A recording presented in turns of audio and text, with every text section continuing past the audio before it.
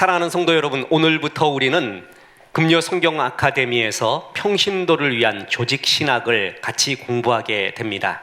수요 찬양 영성 집회에서 마음껏 기도하고 찬양하는 영성 어린 신앙의 모습이 있는가 하면, 금요 성경 아카데미처럼 성경에 대한 깊은 사고, 깊은 묵상과 공부를 통하여서 좌우로 치우치지 않는 균형 잡힌 신앙이 얼마나 중요한지 모릅니다.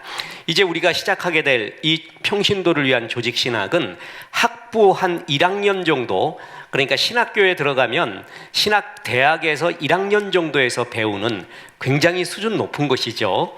그래서 그래도 되도록이면은 어려운 부분을 다 빼고 쉽게 하나님의 말씀을 전하려고 합니다. 자, 건전한 신학에서 건전한 신앙이 나옵니다. 그래서 신학이 굉장히 중요합니다.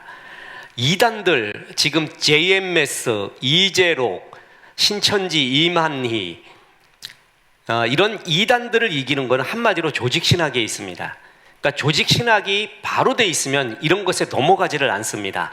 근데 평신도들이 이런 것에 넘어가는 것은 바로 이 신학이 없기 때문에 그렇습니다. 이 건강한 신학에서 건강한 신앙이 나오게 됩니다. 보세요. 신학이 없는 신앙, 그러니까 신앙은 있어요. 그런데 신학이 없어요. 그런 사람은 맹신과 광신으로 흐를 가능성이 굉장히 많이 있습니다. 그리고 신앙이 없는 신학은 바리새인과 같은 무미건조한 논리에 불과하게 됩니다. 그래서 이 둘의 균형을 이루는 것이 얼마나 중요한지 모릅니다. 자, 보세요. 에베소서 4장 13절에 보면 우리가 다 하나님의 아들을 믿는 것과 아는 일에 하나가 되라고 하죠. 근데 자, 여러분, 믿습니다 그래요. 뭘 믿어요? 믿습니다 그래, 믿습니다. 그러니까 믿습니다도 안 되면 미슈미다 그러죠. 뭘 믿냐고요? 뭘 믿는 믿음의 내용이 있어야 되잖아요. 믿음의 내용이 없이 믿습니다 하는 것은 믿는 게 아니에요. 그게 맹신이고 광신이 되는 겁니다. 믿음의 내용을 배우는 게 바로 신학이라는 것입니다. 그래서 믿는 것과 아는 것이 하나가 되어야 때 온전한 사람을 이루어야 된다. 그리고 그리스도의 장성한 분량에 충만한 데까지 이르게 된다는 것입니다. 다시 말합니다.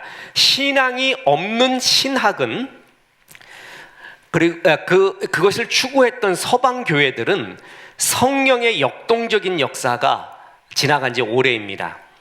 너무나 아이러니컬하게 지금 신학에서 최첨단을, 그리고 신학 분야에서 굉장히 고급 신학이라고 이야기하고 많이 신학 공부를 하고 있는 곳이 독일 같은 곳이죠. 그런데 그것은 지금 우리 신앙인의 입장에서 보면 성령의 역동적인 역사가 독일 교회에서는 이미 사라졌다. 서방 교회, 그런 교회에서는 사라졌다라고 얘기하는 곳이 많이 있습니다. 그 이유는 신학은 이때 뭐가 없는 거예요? 신앙이 없는 겁니다. 반면 신학이 없는 신앙을 가진 교회들은 맹신과 광신, 신비주의로 흘러갑니다. 맨날 뭐 봤대요. 내가 직접 들었대요. 여러분, 직통계시라고 아십니까? 굉장히 위험한 말입니다. 조심해야 됩니다. 함부로 말해서는 안 됩니다. 귀에 걸면 귀걸이, 코에 걸면 코걸이, 심지어는 굉장히 악용되면 교회 전체가 파탄이 날 수가 있습니다.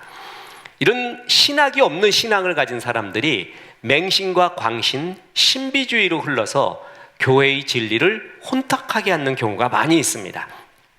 건강한 신학과 건강한 신앙의 조화와 균형이 굉장히 필요한 것입니다. 자, 신학이란 뭐냐면 스야라지라고 말하죠. 스야라지, 스요, 이건 하나님이죠. 하나님을 의미합니다. 러지가 논리, 학이라는 뜻이죠. 그러니까 뭐예요? 하나님에 대한 학문이 스야라지입니다. 학이란 뭐냐면 체계적인 연구예요. 체계적인 연구에서 얻어진 사실이나 원리에 대한 지식, 어떤 주제에 대한 체계적인 지식. 근데 이것은 어떤 체계적인 지식이냐면 하나님에 대한 체계적인 지식, 하나님과 그 진리에 대한 체계적인 지식이 바로 신학입니다.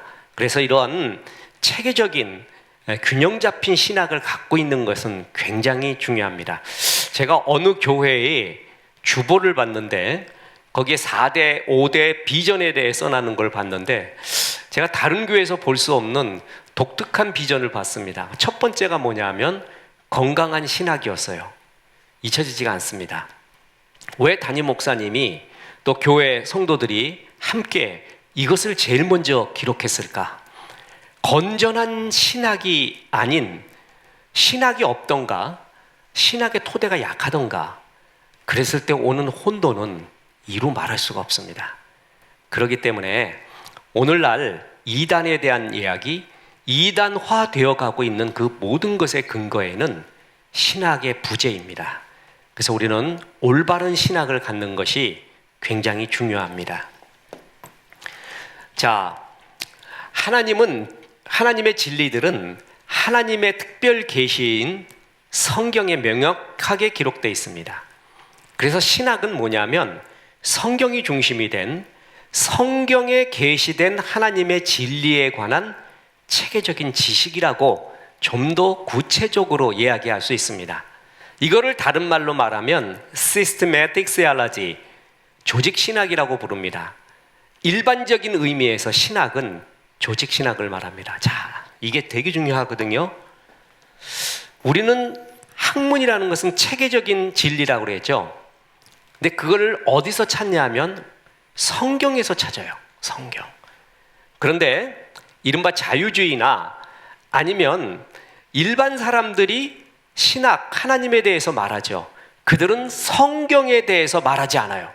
성경에 나와 있는 사항을 말하지 않고 자기들의 사유로부터 생각과 현상으로부터 하나님을 말해요. 그래서 있다 없다 말하죠. 그런데 신학이란 하나님의 특별 계시인 성경에 계시된 하나님의 진리에 대한 체계적인 지식이에요. 자, 그러면 성경을 좀 벗어난 이야기, 하나님에 대한 신존재 증명, 이런 것은 뭐라고 말하냐면 변증신학이라고 합니다. 그것은 조금 후에 나옵니다. 근데 조직신학, 신학이라는 것은 성경에 계시된 하나님의 진리에 관한 체계적인 지식을 의미하게 됩니다.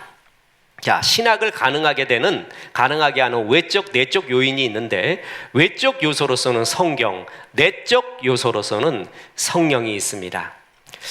성령이 하나님의 말씀인 성경을 지었죠. 그래서 성령으로 말미암은 특별 계신 성경을 의지하는 신앙이 건강한 신학입니다. 그래서 여러분, 성경보다 앞서가서는 안 됩니다. 내가 어떤 체험을 했어도요, 그것이 성경적이지가 않다 그러면 성경이 제일 우선입니다. 그런데 사람들은 성경에 무슨 말씀이 기록되어 있는가라는 것보다도 자기가 체험하고 느끼고 뭘 보았다, 이런 것을 더 강조하게 되면 그때부터가 굉장히 위험해지게 됩니다. 자, 성경 중심이다. 자, 이 신학은 여러 분류가 있는데 여러 방식으로 분류할 수 있습니다. 먼저 시대에 따라서 분류할 수가 있습니다. 그래서 교부신학, 중세신학, 개혁신학, 현대신학으로 나눠지는데 교부시대는 뭐냐면 옛날 초대교회가 지나고 신앙이 막 시작되고 있고 교회가 막 만들어졌을 때, 막 태동됐을 때 말이에요. 그때의 신학들을 교부신학이라고 그래요. 그때는 하나님에 대해서 또 이 구절에 대해서 어떤 것을 또 강조했는가, 그때의 시대적 상황이 있잖아요. 그리고 또 중세신학으로 넘어가죠. 그리고 개혁신학, 중세신학에서 종교개혁이 일어났잖아요. 그래서 우리들이 공부하고 아멘하고 같이 흡수하고 있는 거의 모든 신학은 개혁신학입니다. 리폼드 시올러지라고 그러죠. 그래서 중세신학에서 종교개혁이 일어났죠. 그래서 이제 우리 기독교가 되면서 성경 중심의 신학이 나온, 그래서 개혁신학이 있고 또 현대신학, 이게 좀 이상한 것도 많고요, 위험한 것도 많고 자유주의도 되게 많습니다. 그래서 제대로 된 신학을 공부해서 이것을 잘 분별하는 것이 굉장히 중요합니다. 이것이 시대에 따른 분류고요. 또한 관점에 따른 분류가 있습니다. 그래서 알미니아니즘, 캘비니즘, 캐톨릭, 발트 신학, 자유주의 신학 뭐 이렇게 나눠요. 알미니안주의는 인간의 자유의지, 이걸 아주 굉장히 강조하는 신학이죠. 이걸 존 웨슬리가 한 감리교 신학들이 이제 이런 것들을 굉장히 강조합니다. 그리고 칼빈 신학은 하나님의 절대 주권을 많이 강조합니다. 이게 뭐 장로교나 또 기타 교단들 이렇게 분류해서 할 수가 있고, 카톨릭 신학이 또 따로 있고요. 발트라고 해서 칼 바르트예요. 이 사람을 분류하기가 어려운데, 칼 바르트는 정통주의 입장에서 그러니까 보수적인 입장에서 보면 자유주의에 가깝고요, 자유주의의 입장에서 보면 정통주의에 또 가까운 그런 신학입니다. 뭐 크게 신경 쓸 거 없습니다. 그리고 자유주의 신학이 있습니다. 경계해야 될 신학, 자유주의 신학입니다. 자, 그래서 이렇게 이것은 관점에 의한 분류고, 이제 중요한 것은 초점에 의한 분류입니다. 그래서 어디다 초점을 두느냐? 그래서 성경신학, 조직신학, 역사신학, 변증신학, 실천신학 이렇게 또 나눠지게 됩니다. 한마디로 성경신학은 성경 연구하는 거예요. 성경 구절 하나하나를 연구하는 거예요. 그런데 그 성경 구절 하나하나만 연구하는 게 아니라, 그러면 도대체 성경에서 하나님은 뭐라고 말하지? 예수님은 뭐라고 말하지? 그리고 천사에 대해서는, 마귀에 대해서는 어떻게 되는가? 그러면 성경 다 찾아보자.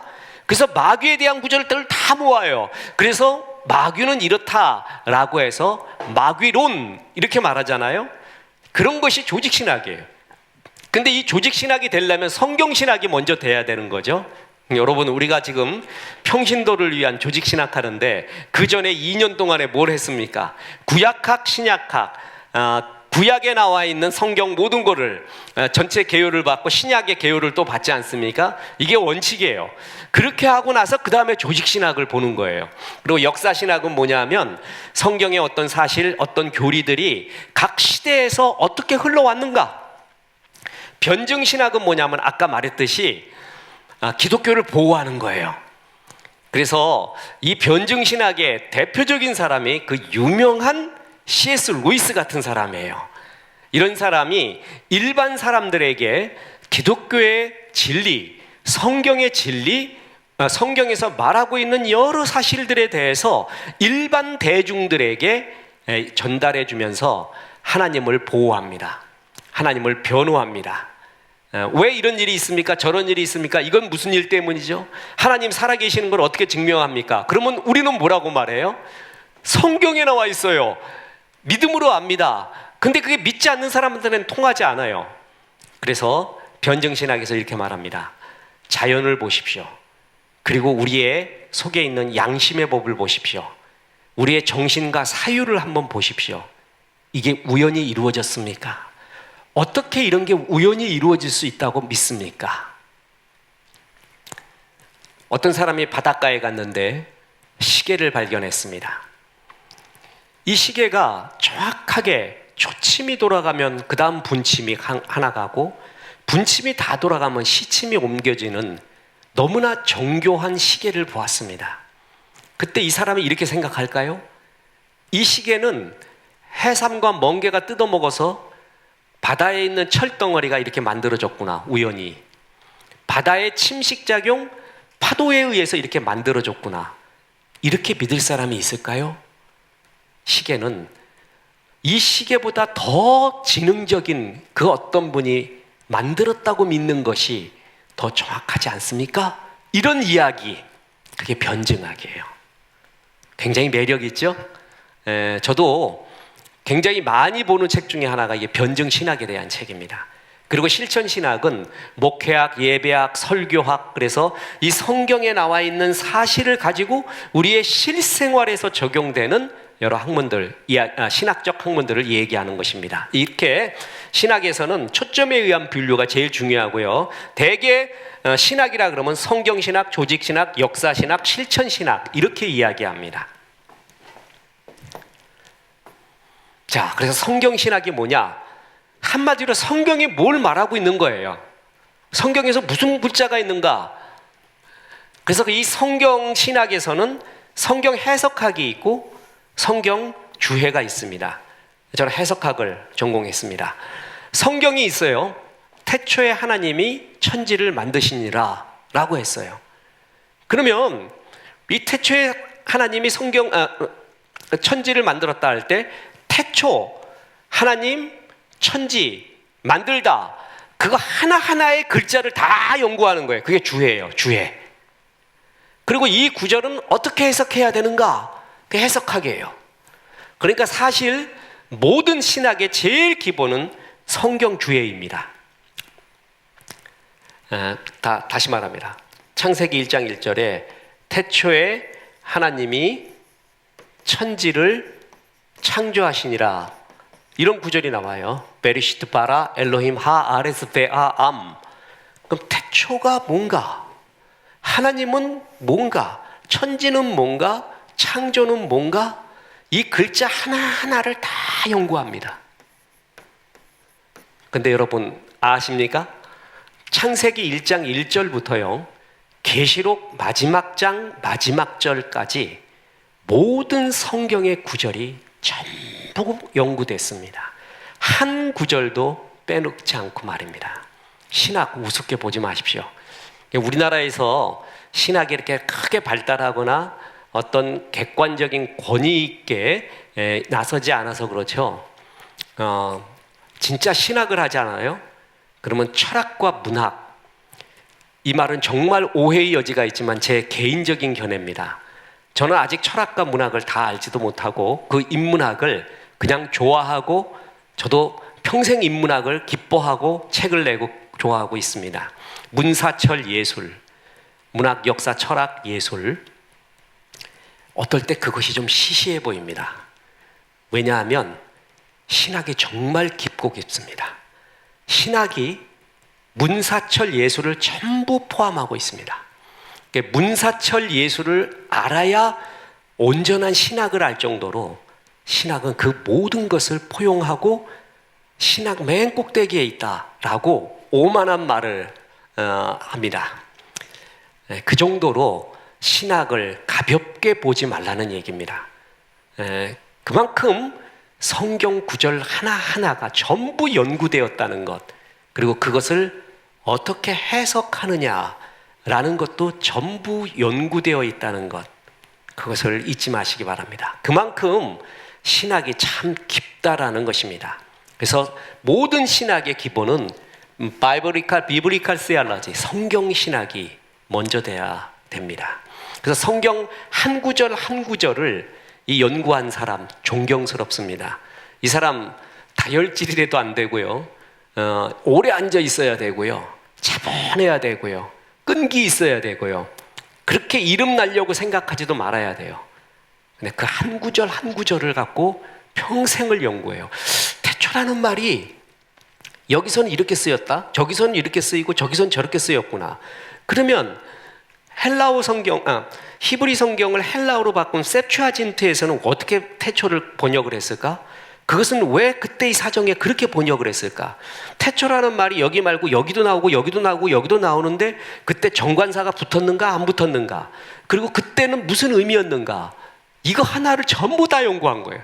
그냥 아주 기가 질리게 연구했습니다. 기가 질리게. 신학이 그렇습니다. 그게 바로 성경 신학입니다.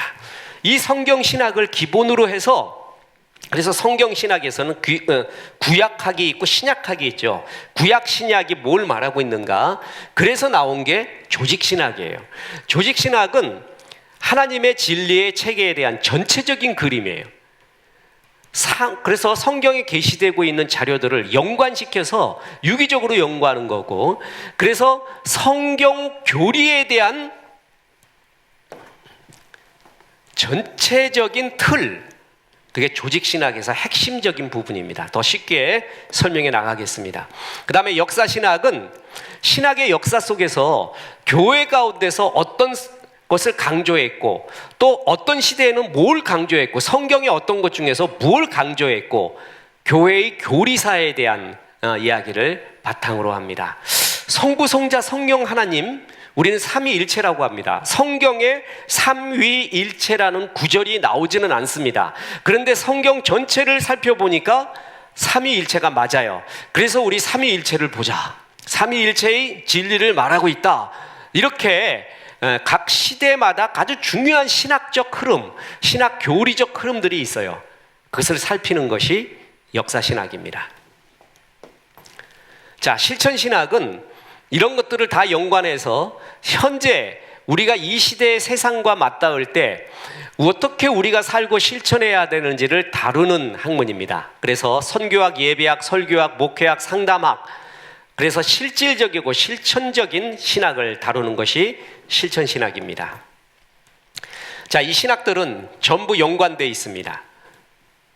그래서 성경신학에서 성경이 뭘 말하는지, 조직신학에서 그것에 대한 체계화, 역사신학에서 각 역사들마다 각 시대별마다 그 속에서 조직신학들은 뭘 강조하고 뭘 해석해 왔는가, 그리고 실천신학은 지금 우리에게 실질적인 적용에 대한 이야기, 이런 것들이 전부 신학은 연관되어 있다는 것입니다. 자, 이제 중요한 조직신학입니다. 자, 조직신학은 쉽게 말해서 성경 여기저기에 흩어져 있는 내용을 같은 주제끼리 살피는 거예요. 그래서 이것을 교리라고도 합니다. 같은 주제 살펴보자 체계적으로 교리라고 합니다. 예를 들어서 성경 곳곳에 천사들에 대한 이야기들이 흩어져 있습니다. 자, 어떤 한 부분만 천사에 대한 이야기를 하는 게 아니죠. 여러 부분에서 다 말하고 있습니다. 자, 예를 들어서 엘리야가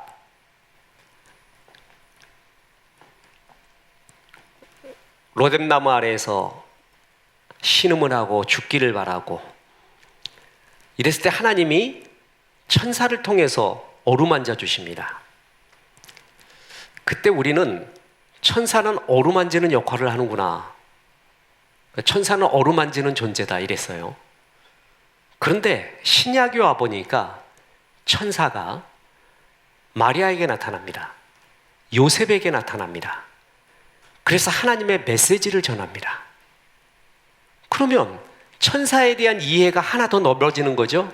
아, 천사는 하나님의 메시지를 전하는구나. 계시록에 보면 천사장 중에 미카엘이 나옵니다. 그리고 구약 성경에 보면 루시퍼가 나옵니다. 이런 것들이 뭘 의미하는가? 그래서 천사들을 다 모아요. 천사에 대한 이야기. 그래서 천사는 이런 역할을 합니다. 1, 2, 3, 4. 그게 바로 뭐예요?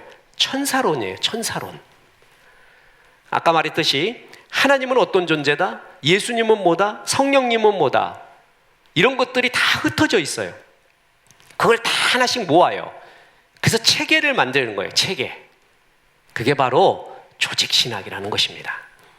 그러니까 조직신학이 있어야 체계적인 신학이 되죠. 안 그러면 흩어져 있는 신학이 돼요. 이것도요, 우리가 학문을 배울 때 되게 중요한 게, 제가 이제 철학을 배울 때, 철학을 전공자는 아니지만 복수 전공을 하면서 그렇게 좋아했는데, 철학의 시작이 뭐였냐면 근대 철학사였어요. 참, 전 그때 그 지성의 게임, 정말 그 교수님한테는 큰절을 하고 싶습니다. 지성이 그때 게임다라는 생각이 딱 들었습니다. 그러면서 그 교수님이 처음에서 하는 말이 뭐냐면, 철학을 배우기 전에 철학사를 배우라라는 걸 얘기했어요. 철학사의 흐름을 쫙 먼저 배워야 그 가운데 나오는 철학의 중요 개념들을 그 다음에 들어간다. 철학사가 유기적인 연관이 있기 때문에 거기부터 시작해라. 아주 잊혀지지 않아요. 학문의 방법론에서. 그래서 그걸 체계적으로 쫙 배우고 나니까 그 다음에 가지를 치니까 모든 것들이 이제 체계적으로 들어오기 시작을 합니다. 마찬가지로 조직 신학적 체계가 잘 있어야 됩니다. 그렇지 않으면 이리 뛰고 저리 뜁니다. 이리 흔들리고 저리 흔들려야 돼요. 특히 이 조직 신학에서 제일 중요한 것이 뭐냐? 구원론입니다. 구원론. 성경에서 구원을 뭐 어떻게 말하고 있는가? 그에 대한 확신이 없으면 조변석계로 구원이 흔들려요. 그리고 이상한 말을 합니다. 자, 여러분, 이렇듯 조직신학은 성경 여기저기에 흩어져 있는 내용을 같은 주제끼리 모아서 체계적으로 우리에게 전달해주는 교리를 의미합니다. 되게 중요한 것입니다. 조직신학은 성경은 한 절 한 절, 한 단어 한 단어도 1.1획 가감이 없는 진리입니다. 한 구절 한 구절 읽고 깨달아야 됩니다. 그런데 동시에 성경 말씀은 다른 연관된 다른 말씀과의 연관 속에서 온전히 이해할 수 있기 때문에 성경을 전체적으로 보는 눈이 필요한 것이 조직신학의 중요성입니다. 성경의 중심 주제를 조직신학은 말해줍니다. 성경의 중심 주제는 뭐예요? 예수 그리스도입니다. 그리고 그로 말미암은 구원의 이야기입니다. 이게 대서사시입니다. 이 구원의 대주제 아래서 하나님의 계시 진리들이 정돈되어 왔습니다. 그래서 우리는 왜 구원이 필요한지, 어떻게 구원이 가능하게 되었는지, 구원의 결과, 그리고 구원받은 자들의 삶과 소망은 무엇인지, 이것이 소주제입니다. 성경의 가장 큰 중심 주제, 이것을 제시해주고 그것을 향해 중심으로 만들어졌구나라는 것을 말해주는 것이 조직신학이고, 성경의 중심 주제는 예수 그리스도로 말미암은 구원입니다. 그래서 전 세계의 역사는요, 역사책을 보면 역사는 어떤 관점으로 보았느냐가 굉장히 중요합니다. 그래서 그 관점에 따라서 동일한 인물이 선하게 평가받기도 하고 악하게 평가받기도 합니다. 그리고 세상의 역사는 기록된 역사, 남겨진 유물, 그리고 조금 더 확대되가 나면 구전, 이런 것들을 통해서 역사를 알잖아요. 근데 제일 정확한 것은 역사의 기록입니다. 근데 한번 묻겠습니다. 역사의 기록은 믿을 수 있는가? 역사는 강자의 역사 기록입니다. 강한 자는, 승리한 자는 역사를 기록하고요, 실패한 자, 뒤로 밀려낸 자는 신화를 기록합니다.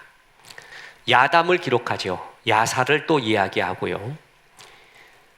지금 저는 오늘 여기서 성경 조직신학, 평신도를 위한 조직신학을 강의하고 듣고 있는 이 장면이 저는 세계의 역사에서 굉장히 중요하다고 저는 믿습니다. 그런데 역사를 기록하는 사람은 이걸 기록하지 않아요. 그 사람은 어떤 기준으로, 무엇을 기준으로 역사의 자료를 잡고 기록을 하죠? 그리고 그 기록은, 그 기준은 뭐예요? 그리고 그가 수집한 자료와 기록한 것은 객관적 보편 타당성이 있나요? 지금 우리 거는 기록하지 않잖아요. 옆에 교회의 이야기도 기록하지 않잖아요. 그럼 이건 역사가 없는 건가요? 제가 뭘 말하려고 하는가 하면은 세상 역사의 기록, 역사는 완벽하지가 않다라는 것입니다.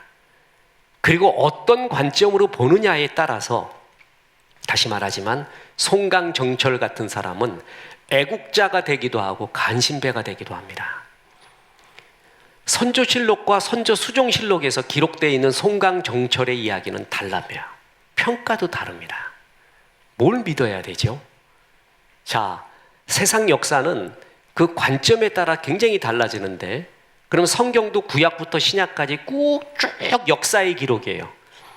그러면 성경의 역사는 무슨 관점으로 봐야 되죠?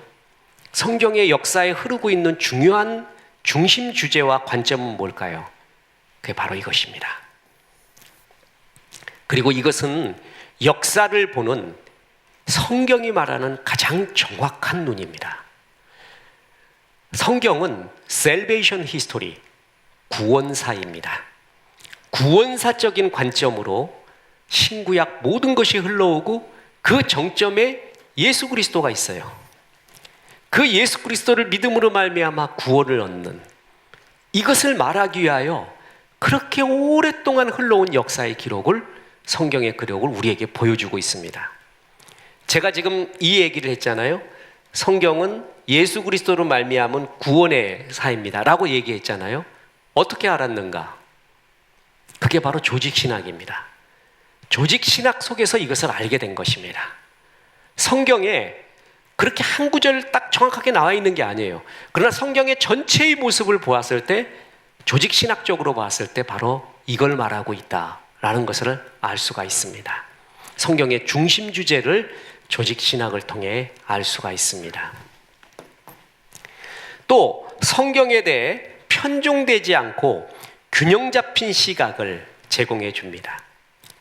좌로나 우로나 치우치지 않고 성경에 여기에는 이 구절, 여기에는 이 구절, 여기에는 이 구절, 그러니까 천사에 대해서 그것만이 다가 아니라 여기도 나오고 여기도 나온다, 여기도 나온다. 그러니까 전체적인 균형을 잡아주는 것이죠.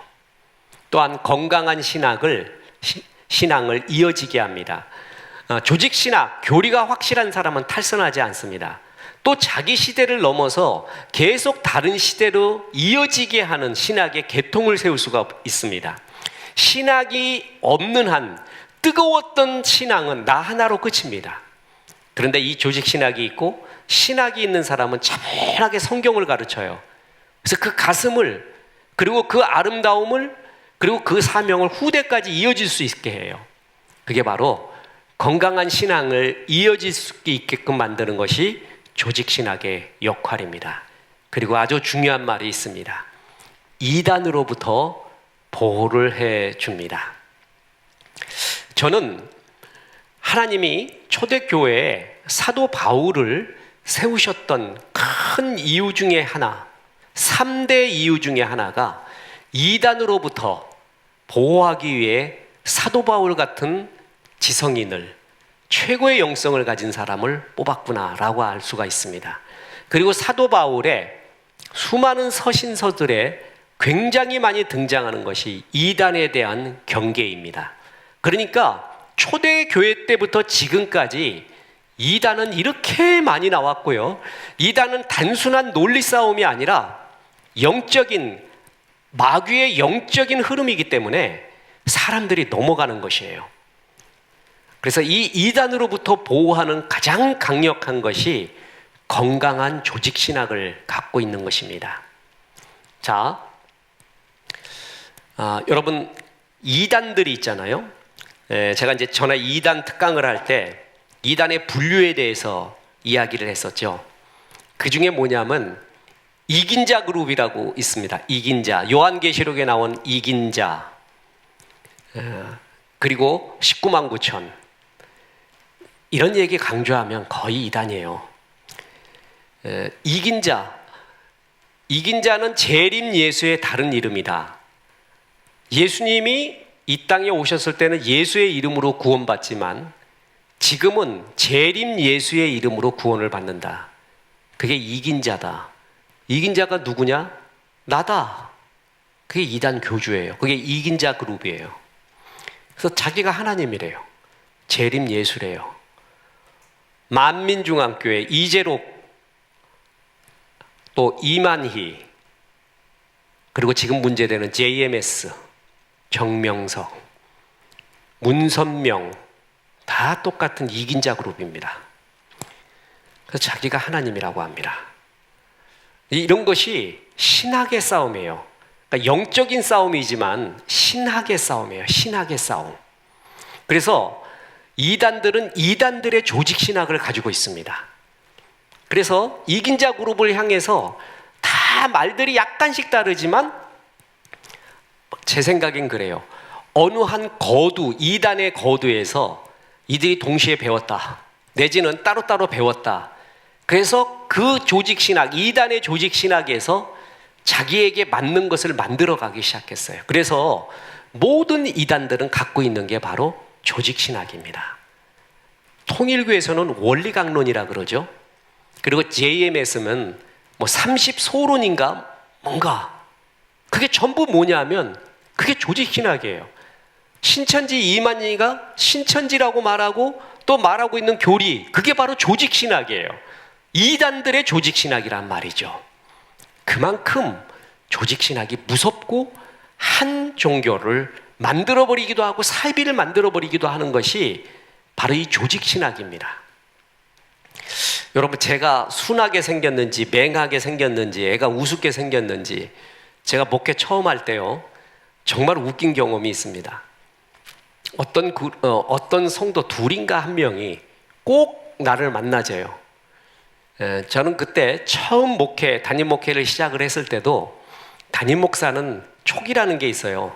저는 좀 그게 떨어지는 편이지만 눈치도 별로 없고, 그런데 영의 분별, 영이 이상한 사람에 대한 촉은 있습니다. 근데 좀 이상해요. 근데 꼭 만나줘요. 직접 만나줘요. 집으로 오겠다는 거예요. 그래서 와라 그랬습니다. 알고 보니 여호와 증인이었습니다. 그래서 그냥 딱 몇 마디 들으니까 여호와 증인 같았어요. 그래서 여호와 증인이십니까? 그러니까 그렇대요.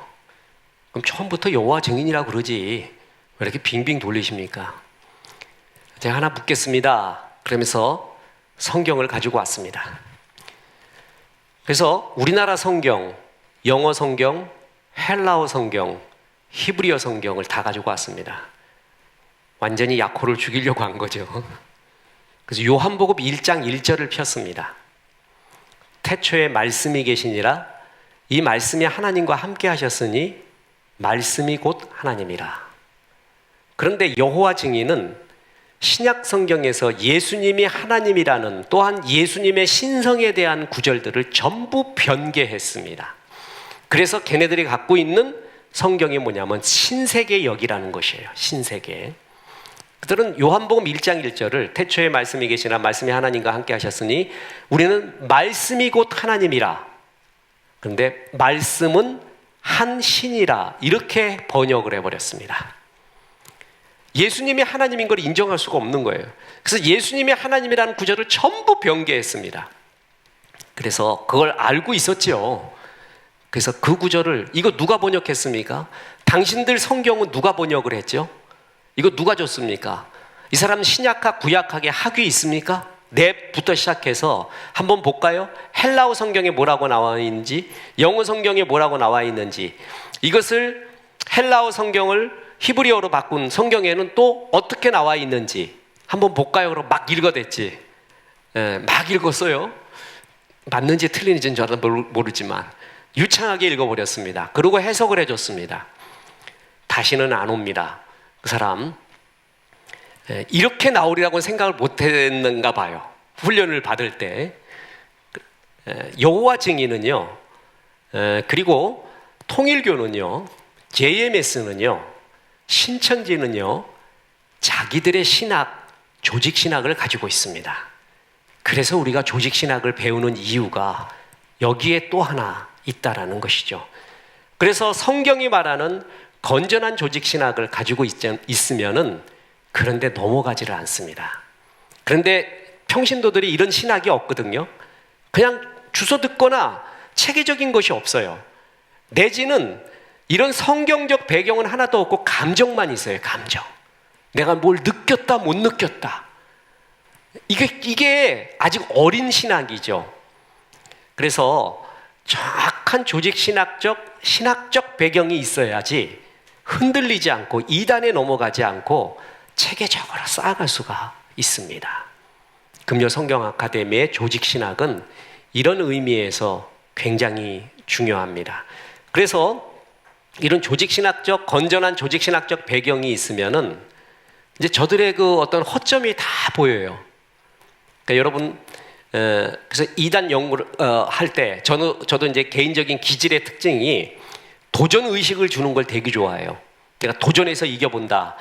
나한테 막 도전해 볼 만한 의식을 이렇게 줄 때 되게 좋거든요. 그런데 다른 이런 이단들의 조직신학을 공부할 때 이 도전 의식이 약해요. 그러니까 동기부여가 안 돼. 정말 왜 이런 말이 나오지? 굉장히 궁금하네. 정말 대단하네. 내가 몰랐던 것이네. 이런 호기심도 거의 안 들어요. 말도 안 되는 게 눈에 너무나 보이니까. 말도 안 되는 것이 너무나 눈에 보이니까. 그건 아니야. 그렇게 해석해서는 안 돼. 그 구절을 왜 그렇게 해석을 하지? 자, 그럼 여기는 이렇게 말하고 여긴 이렇게 말하고 여긴 이렇게 말하는데 그 구절을 그렇게 해석해서는 안 되지. 막 이런 이야기요. 그죠? 예를 들어서 이게 우스갯소리입니다. 다윗이 골리앗을 때려잡을 때요, 물맷돌을 몇 개 들었습니까? 5개를 들었어요. 성경에 5개라고 나와서 그게 뭘 의미하는가, 그건 잘 모르는 거예요. 왜냐하면 성경에서 나오고 있질 않거든요. 그 5개의 의미에 대해서요. 그죠?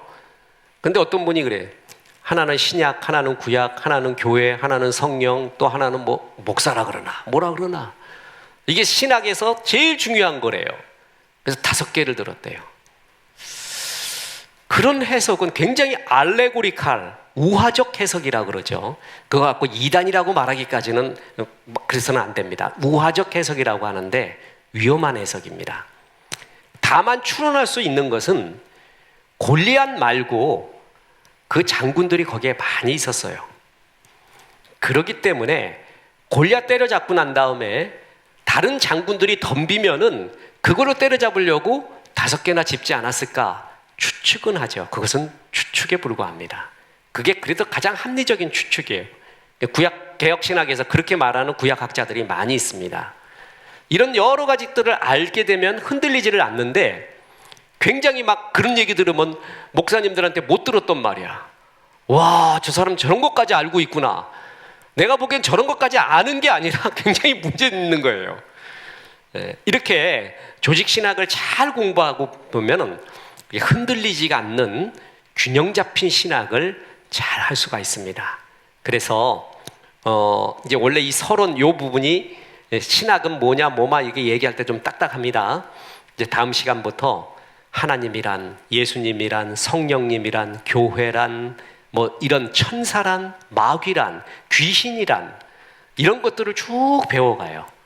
그러면서 이런 게 있구나 마음에 새기면서 좌로나 우로나 치우치지 않고 건강한 신학이 되어서 날이 갈수록 발전을 하고 성숙되고 속사람이 강화되고, 그리고 흔들림 없는 귀한 성도님으로 성숙하시기를 주 예수의 이름으로 축원합니다.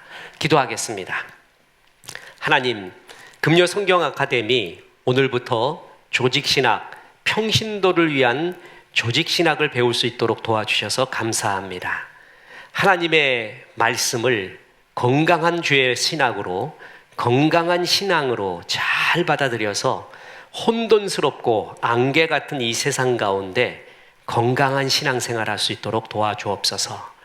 이 나라 이 땅이 이단으로 말미암아 우리 하나님이 얼마나 욕먹고 있는지 모릅니다. 교회가 한 통속으로 분류되어서 얼마나 세상 사람들에게 권위를 잃어가는지 모릅니다. 주님, 불쌍히 여겨 주옵소서. 악한 마귀의 이 혼돈스러운 교리들, 악한 마귀가 획책하고 있는, 하나님께 감히 도전하고 있는 이 오만함들을 우리 주님 잘 격파해 주시고 우리들을 사용하여 주시옵시고, 이 땅에 하나님의 아름다운 신앙, 하나님의 아름다움이 전파되며 구원의 건강한 도리가 잘 전파될 수 있도록 종들을 써 주시옵소서. 예수님의 이름으로 기도했습니다. 아멘.